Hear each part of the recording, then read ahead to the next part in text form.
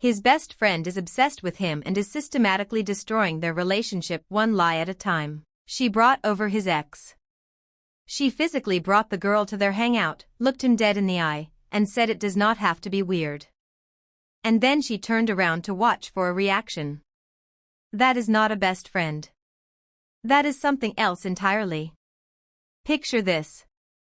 You get off work at 9 at night, you commute home tired and hungry, your feet hurt, your brain is done, and you finally make it to your boyfriend's place around 10 or 11, and instead of just being able to kick your shoes off and relax with the person you love, there is a grown adult next door who is quietly, methodically, doing everything he can think of to ruin what you have. Not loudly. Not in obvious ways that are easy to point to. But steadily, like water finding a crack and working at it every single day. That is the situation this woman is living in right now. And the more you hear about it, the worse it gets. So let us start from the beginning, because you need to understand the full shape of this thing before we even get to the part where it turns genuinely creepy. When this woman, let us call her our storyteller, first got together with her boyfriend Matt, his next-door neighbor and childhood best friend Blake immediately stopped speaking to Matt for an entire month. Not because Matt had done anything wrong.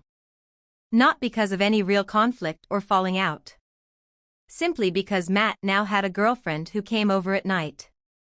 A girlfriend who, let us be very clear about this, did not even arrive until 10 or 11 in the evening because she was working until 9 and commuting home first. Blake had the entire day, every single day, to spend time with Matt. They lived next door to each other. They shared a wall, basically.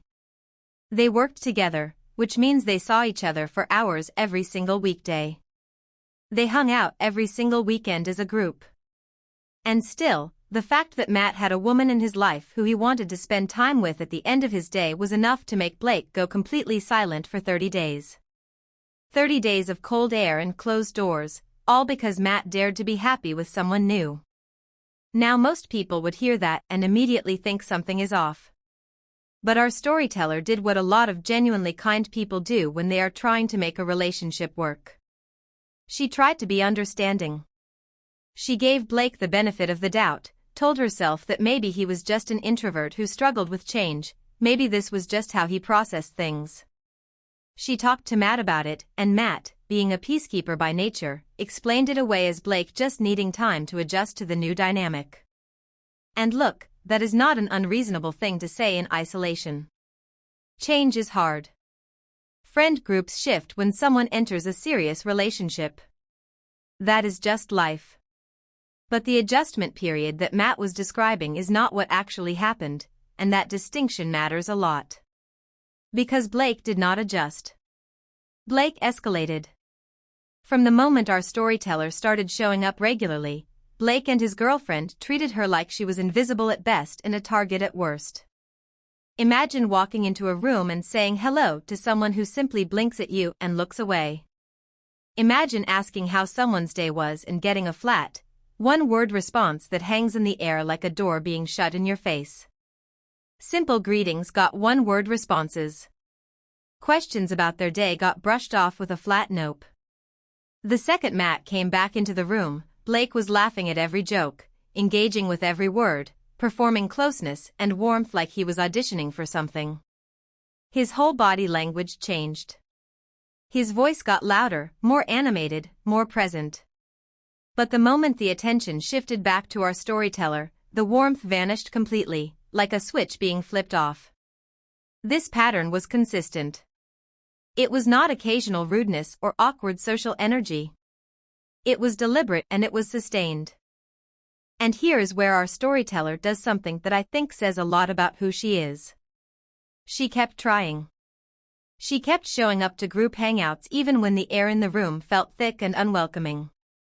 She kept smiling and being friendly even when she was getting nothing back. She kept giving Blake and his girlfriend chances to be normal, because the rest of the friend group was great. Everyone else in that circle treated her warmly, included her in conversations, laughed with her, welcomed her. She did not want to blow up Matt's entire social world over one difficult friendship, especially when everything else about it worked. That is a generous and mature way to handle a hard situation. But it also meant she stayed in the blast radius for a lot longer than she should have. Because things did not stay at cold shoulders and one-word answers. Blake started going out of his way to provoke her. He started bringing up girls Matt had dated in the past, not casually the way old stories sometimes come up naturally in conversation, but deliberately, repeatedly, and with an obvious purpose. He would be mid-story, and you could feel the moment the story shifted into something else. He would tell these stories and then he would look at her. Directly at her. Not at Matt. At her. Watching to see if she flinched, watching for her jaw to tighten or her eyes to drop, searching for some flicker of insecurity he could hold on to. And when she did not give him the reaction he was fishing for, when she stayed composed and unbothered on the outside, he did not stop. He tried harder. He brought over an actual ex of Matt's.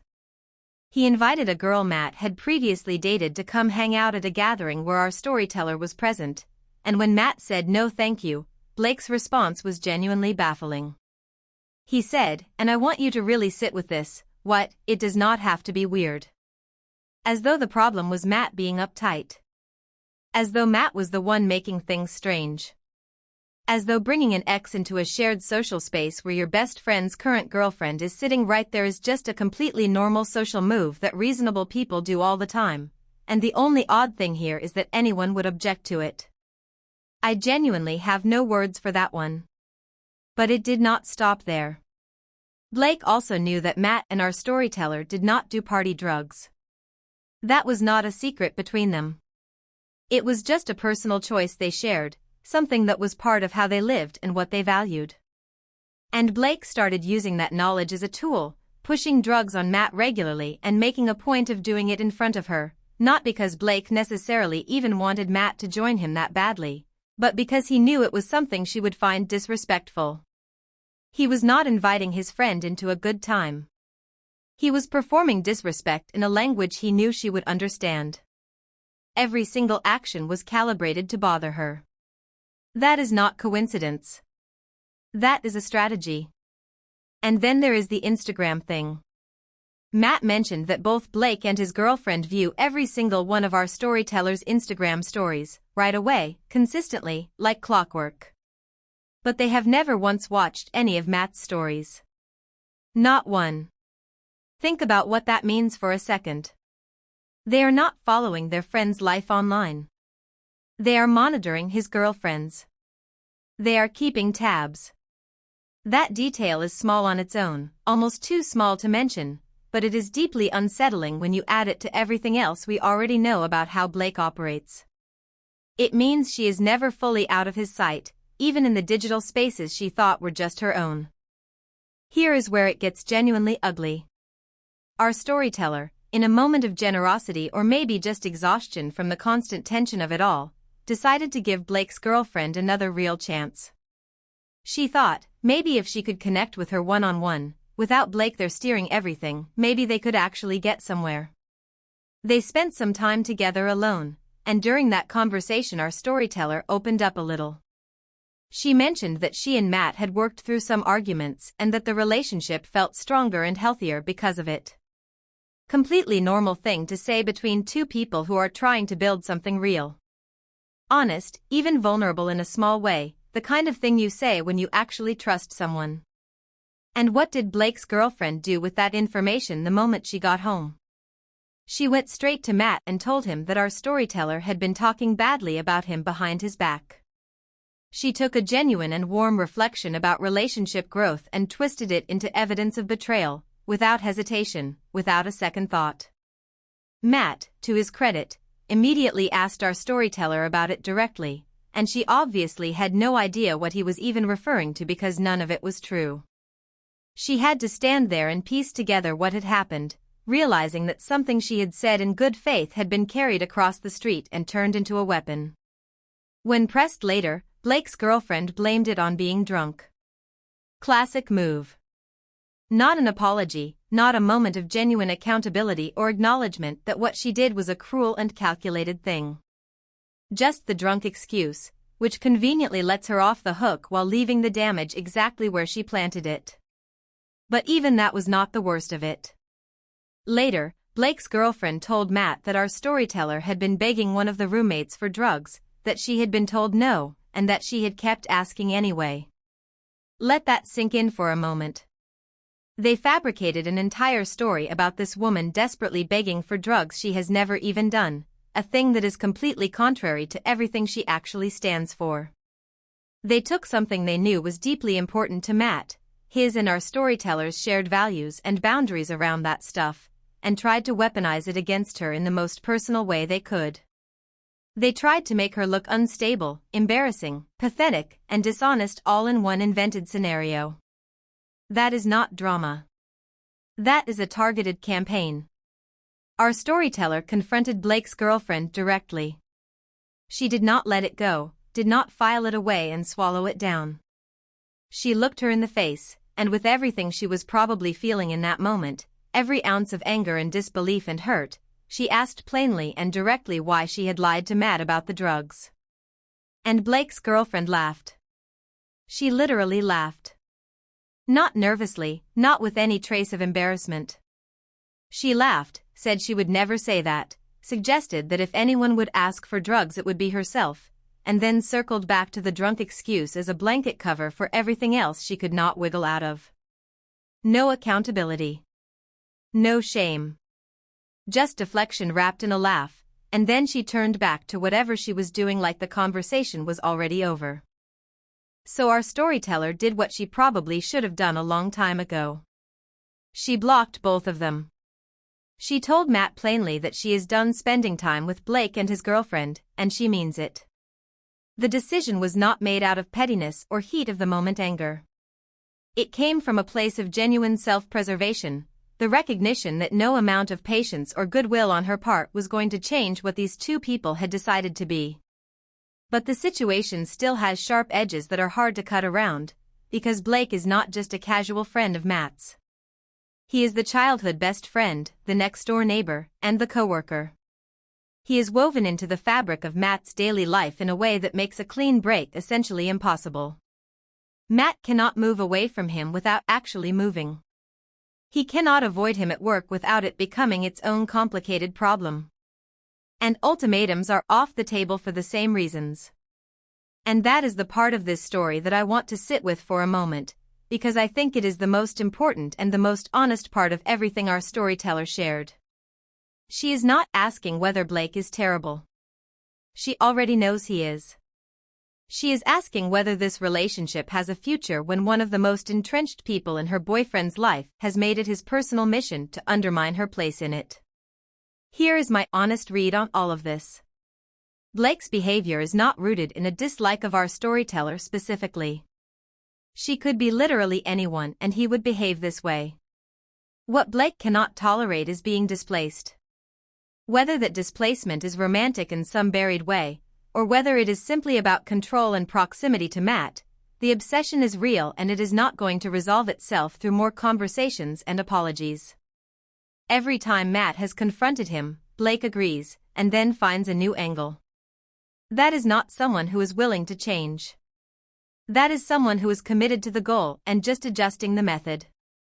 The girlfriend, for her part, is either fully complicit or so under Blake's influence that she has stopped having her own judgment about what is acceptable behavior.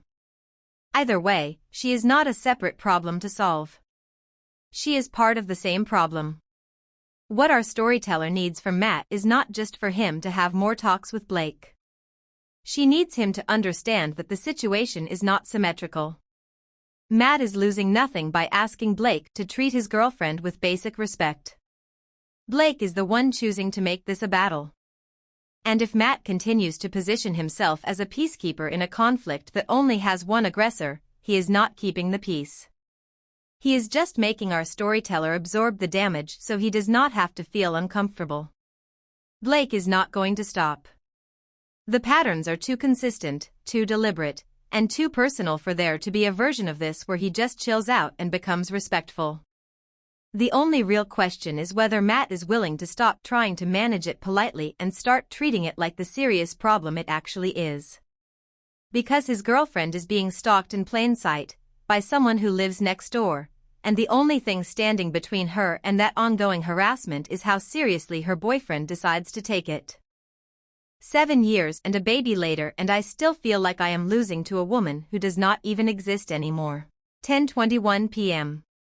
She had his baby. 7 years. A whole life built together. And she still wakes up feeling like she is losing a competition to a woman who left years ago. That kind of pain does not need to make sense to be real. And the fact that she is questioning whether she is even allowed to feel this way is honestly the part that breaks my heart the most. Let us talk about what is actually happening here, because there is a lot going on beneath the surface of this story, and I think it deserves to be taken seriously rather than just waved away as postpartum insecurity or overthinking. Our storyteller has been with her partner for 7 years. They have a baby together. By any reasonable measure, this is a committed, serious, long-term relationship. But her partner was previously married to a woman his family loved, a glamorous and outgoing woman who was, by all accounts, the kind of person who lights up a room, the kind of woman people remember when she leaves a party and talk about for days after. Someone whose presence was apparently so magnetic that even years after the marriage ended, even after she was the one who cheated, even after she was the one who walked away and blew the whole thing apart, the family still cannot quite let go of the image they had built of her. That marriage ended because the ex cheated and left. And yet years later, the family's social media is still full of pictures of her. Not just old photos that happen to exist tucked somewhere in an archive. Actively there, visible, present, recent enough to sting, as though she is still somehow part of the family narrative, still someone worth celebrating and remembering. Meanwhile, our storyteller, who has been there for 7 years and just brought a new life into this family, who has sat at their holiday tables and held their grief and shown up in all the quiet invisible ways that real partnership demands, is barely posted at all. Let me just stop here for a second and acknowledge how wild that is. That alone would be enough to make most people feel strange. But add to it the fact that her partner does not want to get married again, and suddenly the picture gets significantly more complicated. Because what our storyteller is sitting with is not just a vague feeling of inadequacy. It is a specific, concrete question that plays on a loop in the back of her mind, probably loudest at 3 in the morning when the baby is finally asleep and the house is quiet and there is nothing left to distract her from her own thoughts. If he built a family with me, if he chose to have a child with me, if we have been together for 7 years and I am the one who is here, what exactly is the reason marriage is still off the table? And when the only frame of reference she has is a first wife who was treated as the real thing, who got the ring and the ceremony and the name and the full public declaration, while she feels treated as something less defined, something without an official title, that question becomes almost impossible not to ask. Now I want to be fair here. There are real and understandable reasons why someone who has been through a painful divorce might not want to get married again. The legal complexity alone is enough to put some people off the institution entirely. And it is entirely possible that her partner's reluctance has nothing to do with how he values her and everything to do with what the end of his first marriage cost him emotionally, financially, and personally. Divorce is not just heartbreak.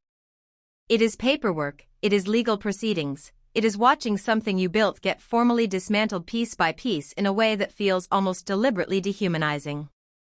It is dividing up furniture and deciding who keeps the dog and sitting across from someone you once loved in a room that smells like carpet cleaner and fluorescent lighting while strangers decide the terms of your failure. Some people come out of that experience genuinely never wanting to go through it again, regardless of who they are with next. But here is the thing about real and understandable reasons. They do not automatically make the person on the receiving end feel better. Our storyteller is not wrong to feel the way she feels. She is not being irrational. She is responding to a set of real, visible circumstances that genuinely do raise questions. The family still posting the ex. The absence of posts about her. 7 years of partnership without the formalization that the first relationship received. A new baby in a relationship that still has not been publicly or legally anchored in the same way. These are not invented grievances. They are real things she is living with every single day, in the background of every family gathering, in the silence of every milestone that passes without acknowledgement. And I think the most painful piece of this whole situation is the way she describes herself in comparison to the ex. She calls herself quiet, natural, reserved. She says she spent her life studying and building a career instead of being the fun social girl everyone gravitates toward at a party. And you can feel, in the way she writes about it, how much she has turned that into evidence against herself. She is not just observing a difference in personality. She has absorbed the family's apparent preference for that other type of woman and folded it inward, let it reshape how she sees her own value. She is not just comparing herself to the ex. She is judging herself against a standard she did not set and was never asked to meet, and she is losing points for not being something she never tried to be. That is the real damage here. Not the social media posts, not even the marriage question, though both of those matter. The real damage is that she has started measuring her own worth by someone else's definition of what is valuable, and that definition was shaped by people who, frankly, might not even be aware of how loudly their behavior is speaking. Here is what I genuinely believe. 7 years is not a consolation prize. A baby is not a lesser commitment. The woman who stayed, who built a life, who showed up consistently through everything and then brought a child into the world with this man, that woman is not second place. She is the whole story. The ex is a chapter that ended badly. And the fact that some people in his family have not emotionally processed that yet is their failure, not a verdict on our storyteller's worth. But here is where I have to be honest about what actually needs to happen, because warm reassurance is not enough for a situation this specific. She needs to have a real conversation with her partner. Not about the ex specifically, not about whether the family loves her enough, but about what he sees for their future. 7 years and a baby in, it is not unreasonable to want clarity. It is not controlling or demanding to ask where this is going. That is just a normal human need in a long-term relationship, and she deserves an honest answer rather than an indefinite open question that she is left to fill in with her own fears.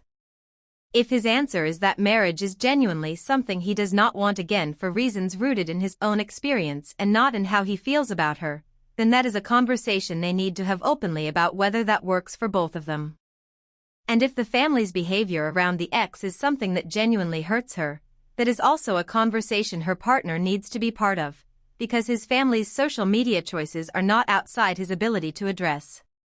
She is not competing with a ghost. She is competing with silence. And the only person who can fill that silence is him. She stayed. She built. She gave him a family. And she deserves to feel like she is the woman he chose, not the woman he settled for while the real thing moved on. If he cannot show her that clearly and consistently, then the issue is not her self-esteem. The issue is that she is not getting what she deserves from the relationship. And she needs to know the difference between those two things before she spends another 7 years wondering why she still does not feel like enough. Drop a comment below and tell me which story hit harder for you. And if you want more of this, a like and subscribe means everything.